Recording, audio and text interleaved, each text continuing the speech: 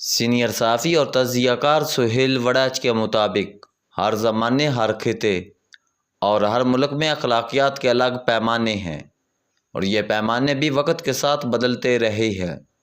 انہی اخلاقی معیارات سے فحاشی کا مطلب جڑا ہوا ہے۔ انہی روایتی معیارات سے ہٹنے پر چھاپے پڑتے ہیں، مگر اس بحث میں بنیادی معاملہ ثقافت کا ہے۔ ہمارا اصل تضاد ثقافت کی تشریح پر ہے۔ احمد ندیم قاسمی اور بائیں بازو کے دانشور متفق ہیں کہ ہماری ثقافت اور تاریخ کا آغاز موہنجو-داڑو سے ہوتا ہے۔ اب اس ثقافت میں ایک طرف بادشاہت موجود ہے تو دوسری طرف رقاصہ بھی موجود ہیں۔ بحث یہ ہے کہ کیا اس ثقافت کو تسلیم کرتے ہوئے آج کی تہذیب اسی کے مطابق بنائی جائے۔ دوسری طرف ہمارے مذہبی اہل فکر ہیں جو تہذیب اور ثقافت کو مذہب سے جڑا دیکھتے ہیں، اور ان کا دعویٰ ہے کہ اس خطے میں ہماری تہذیب محمد بن قاسم کے آنے سے شروع ہوئی۔ ہمارا موہنجو-داڑو کی تہذیب وہاں کے مذہب یا رقص سے کوئی تعلق نہیں، نہ ہی ہمیں اس طرف دیکھنے کی ضرورت ہے۔ یہ صرف فکری تضاد نہیں، یہ ایک عملی مسئلہ ہے۔ ایک بہت بڑے اسلامی ملک کے سرکاری اخبارات سعودی گزٹ میں ایک چھاپے کی خبر شائع ہوئی جو ایک ایسے گھر پر مارا گیا جس میں تصوف کی تعلیم دی جا رہی تھی۔ اخبار کے مطابق تصوف کی تعلیم دینے والوں کو چھاپا مار کر موقع پر گرفتار کر لیا گیا۔ یہ پرانی خبر میں نے ایک عمرے کے دوران پڑھی تھی، اور پھر مجھے پاکستانی نژاد باکسر عامر خان کا جدہ میں 2-3 سال پہلے ایک مقابلہ دیکھنے کا موقع ملا۔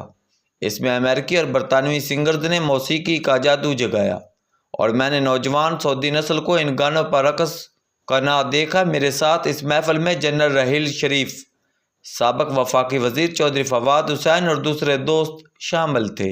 سعودی عرب کے پہلے اخلاقی معیارات درست تھے یا آج کی تبدیلی درست ہے؟ کچھ اس طرح کا معاملہ ہماری تہذیب و ثقافت اور بدلتے اخلاقی معیارات کا بھی ہے۔ آج کے لیجنڈ سعادت حسن منٹو پر ماضی میں فحش نگاری کا مقدمہ بنا، اور مقدمہ کی پیروی کرنے والا کوئی اور نہیں، علامہ اقبال کے سب سے باوفا دوست چودھری محمد حسین تھے۔ اس وقت چودھری محمد حسین کی بڑی واہ واہ ہوئی کہ وہ غیر اخلاقی اور فحش نگاری پر مبنی لٹریچر کے خلاف سینہ سپر ہیں، اور آج منٹو کو سرکاری طور پر مانتے ہوئے اس کے جشن 100 سالہ پر ڈاک ٹکٹ جاری کیا گیا۔ آپ پاکستانی ثقافت اور لٹریچر کا ہیرو چودھری محمد حسین کو مانیں یا منٹو کو؟ اصل بات اس سوال کا جواب تلاش کرنے کی ہے۔ فحاشی اور بدلتے اخلاقی معیارات کا مسئلہ صرف پاکستان یا اسلامی ممالک میں نہیں، برطانیہ، امریکہ اور دنیا کے باقی ممالک میں بھی اس تضاد سے گزرے ہیں۔ مشہور برطانوی مصنف آسکر وائلڈ کو فحش نگاری پر باقاعدہ سزا ہوئی۔ آج کی دنیا میں اب یہ بات طے شدہ ہے کہ آرٹ پر پابندیاں ہمیشہ غلط سمجھی جاتی ہیں، مگر سوسائٹی اور آرٹ کے تضاد کو حل کرنے کے لیے امریکی سپریم کورٹ نے ایک فارمولہ طے کر دیا ہے، اور وہ ملر کے مشہور مقدمے کے فیصلے میں تھا۔ فحاشی کو کیسے طے کرنا ہے؟ ملر کے تحت اس کے 3 درجے ہیں۔ پہلا یہ کہ کمیونٹی کے معیار سے اس کا مواد حد سے بڑا ہوا ہو، جنسی تو نہیں ہے جو معاشرے کے مطابق غیر مناسب ہو۔ دوسرا درجہ یہ ہے کہ یہ مواد ریاستی قانون کے مطابق فحاشی کے زمرے میں آتا ہو، اور تیسرا یہ کہ اس میں اہم ادبی یا فنی، سیاسی یا تکنیکی قدر و قیمت نہ ہو۔ میری رائے میں کسی مخصوص زمانے میں فحاشی کو جانچنے کا اس سے بہتر کوئی معیار نہیں۔ دنیا بھر میں تخلیق کار زمانے سے آگے چلتے ہیں، مگر زمانہ انہیں اس قدر آگے نہیں جانے دیتا کہ وہ کسی نئی فضا میں چلے جائیں، اس لیے معاشرہ انہیں روکتا ہے۔ صحافی تو معاشرے سے آگے جانے کے باوجود معاشرے سے نہ تو الگ ہو سکتا ہے، نہ زیادہ الگ سوچ سکتا ہے۔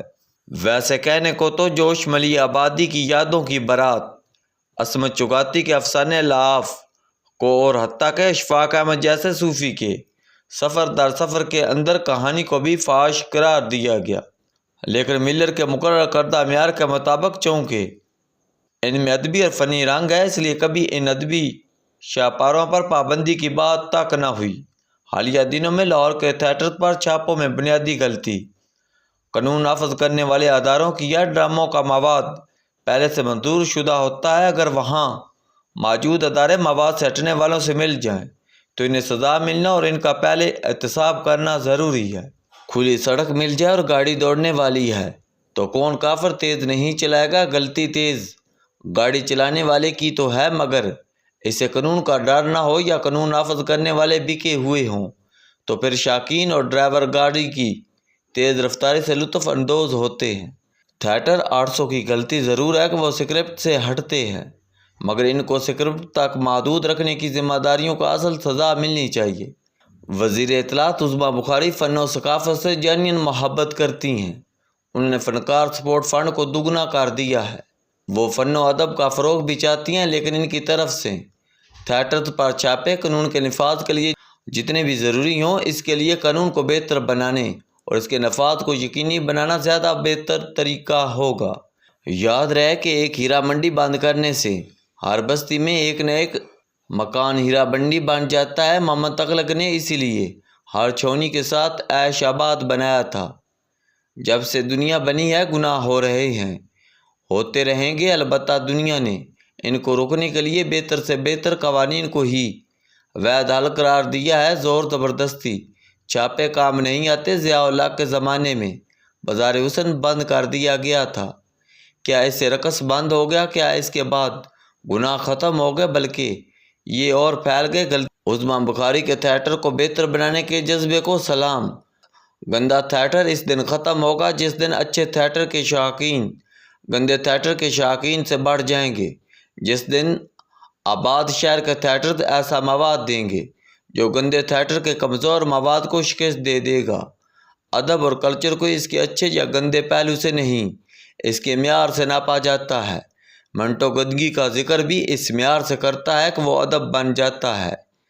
جوش اپنے معاشقوں کا ذکر اس ذوق سے کرتا ہے کہ وہ یادوں کی بارات کی نثر اس کی شاعری سے بھی زیادہ مقبول ہو جاتی ہے۔ قصور اور لاہور میں ڈانس پارٹیوں پر چھاپے کے پیچھے پولیس کی پاسماندگی اور سازش ہے۔ کیا ہم پاسداران انقلاب یا طالبان کے ملک میں رہ رہے ہیں؟ اگر تصویر چھپنے والی ان لڑکیوں میں سے کسی کا غیرت کے نام پر قتل ہو گیا تو اس کی ذمہ داری چھاپے مارنے والوں پر ہوگی۔ اسلام میں گناہ کو چھپانا، چادر دیوار کو پامال کرنا اور اس طرح خواتین کو سرعام بدنام کرنا کہاں جائز ہے؟ کوئی تو بتائے۔